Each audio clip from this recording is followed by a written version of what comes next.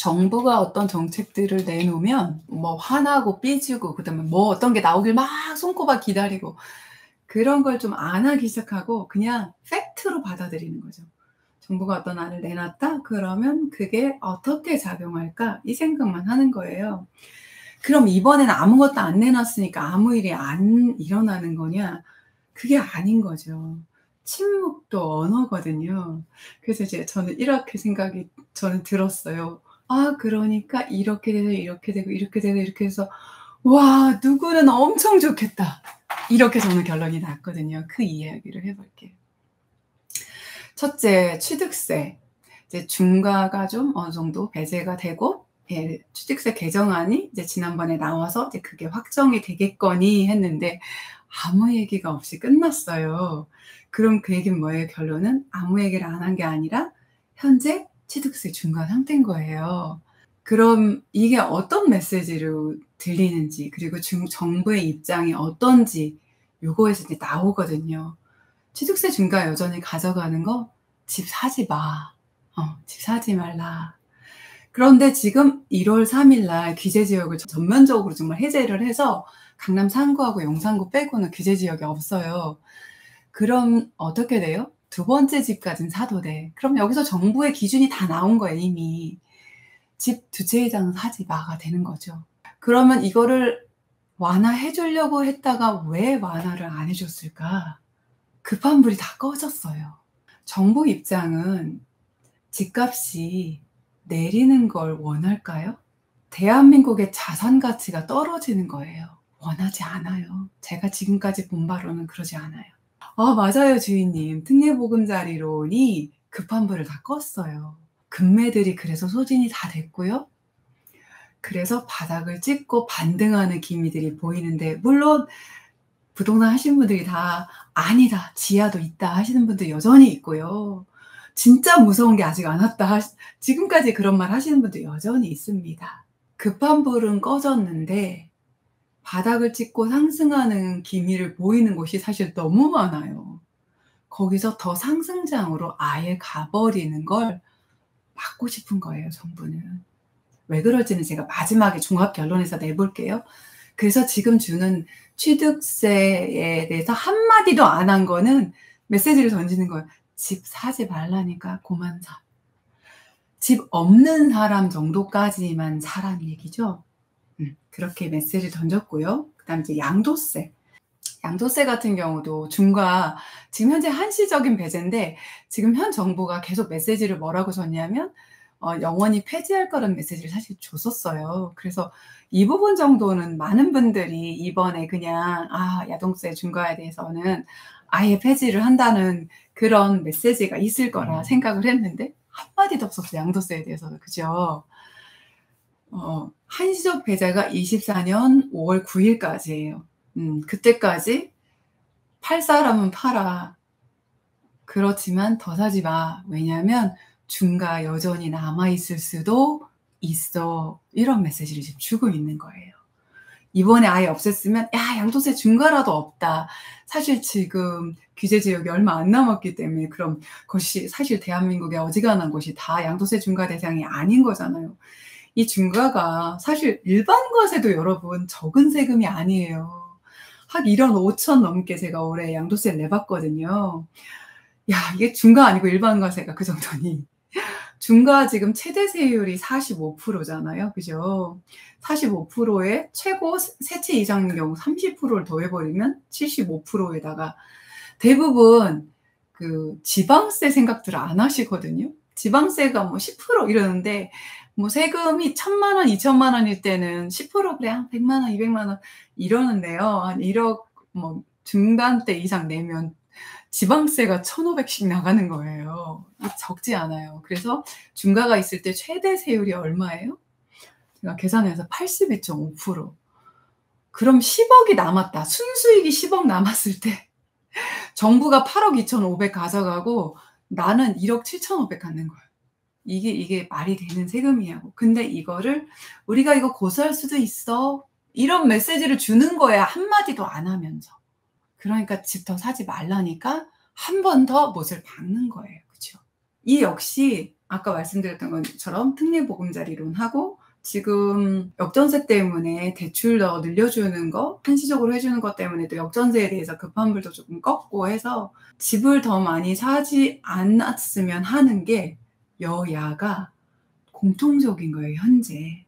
그래서 지금 양도세 중과 폐지에 대해선 딱 닫고 한마디도 안 하는 거예요. 그럼 단기 양도세율 정도는 사실 이거 진짜 지금 단기 양도세율 때문에 문제가 많죠. 분양권 특히, 그죠? 지금 분양권 1년 미만이면 70%예요. 지금 말도 안 되는 거죠. 근데 1년 이상인 경우도 60%인데 금방 사가지고 뭐 거의 3년 뒤에 입주할 때 그때쯤 돼서 판다고 해도 똑같이 60%인 거예요. 이게 지금 세율이 사실 이것도 말도 안 되는 거라서 요거 정도는 좀 어떻게 해주겠지. 그래서 올 초에 요것에 대해서 신문 기사도 났던 것 같긴 해요.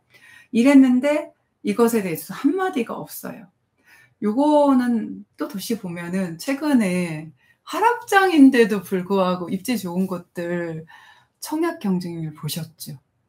네, 무시무시해요, 지금. 사실 그전까지는 청약 경쟁률이 높았던 게 상승장에서 상승장이어서도 그렇지만 규제 지역으로 다 묶여있기 때문에 분양가 상한제를 적용하니까 분양가가 말도 안 되게 저렴했어요. 로또 분양 얘기 들어보셨죠?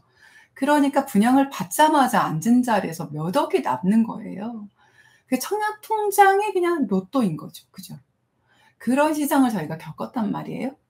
그런데 하락 시장인데도 불구하고 청약 경쟁률이 90 몇 대 1 막 이렇게 나오고 두 자릿수인데 굉장히 높게 나오고 물론 미분양 나는 데도 있어요.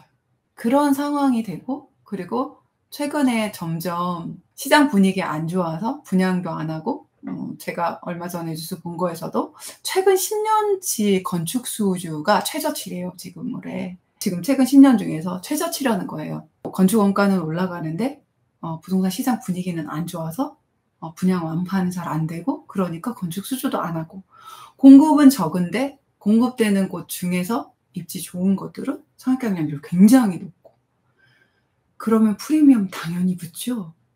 그러니까 분양권 단기 양도세율까지도 아무 얘기 안 한 건 분양권 가지고 사고팔고 하지 마, 이 메시지를 던지는 거예요.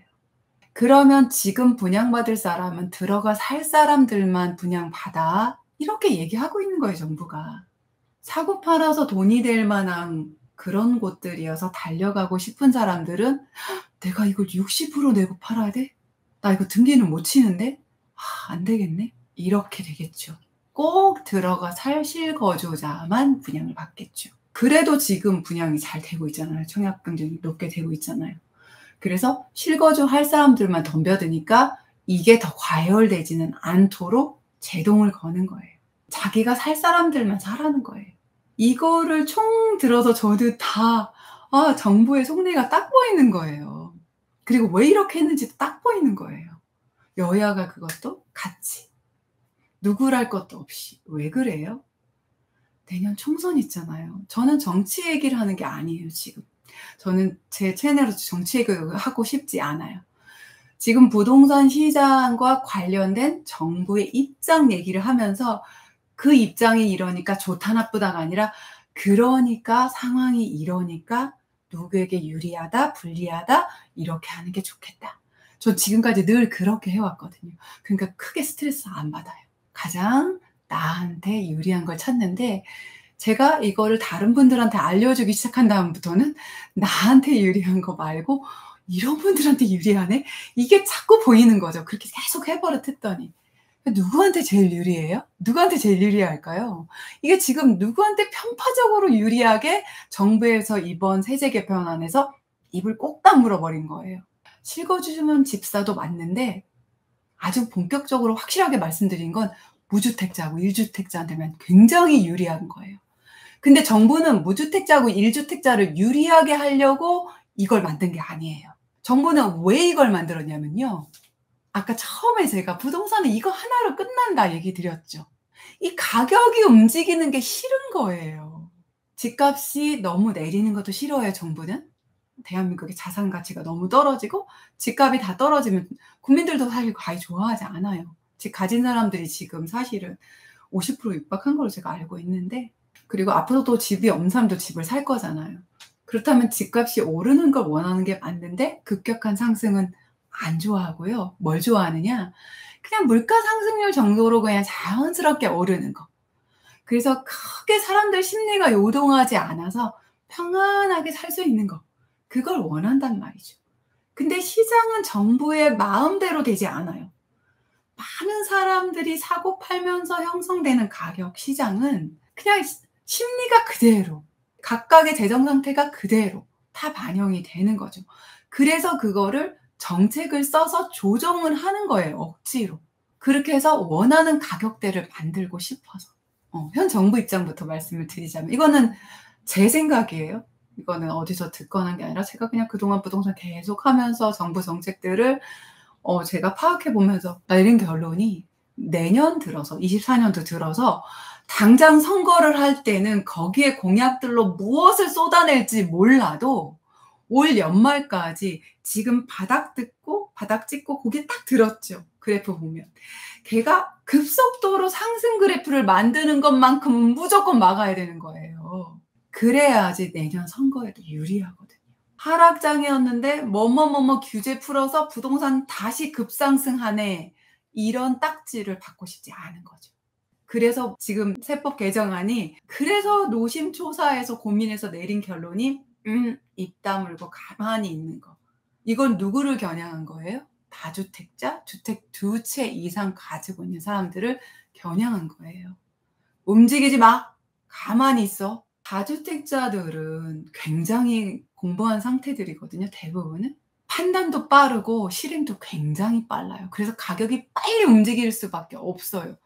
그럼 무주택자하고 1주택자도 지금 이렇게 좋게 만들어 놨는데 막 사면 오를 수도 있지. 근데 안타깝게 무주택자거나 1주택자인 분들은 그렇게 빨리 판단하고 그렇게 빨리 실행을 잘 못해요. 보통은 그래요. 그래서 시장이 그렇게 빨리 움직이지는 않아요. 물론 실거주자분들이 대거 움직일 때 진짜 시장이 움직이는 건 맞아요. 그렇지만 파장 있잖아요.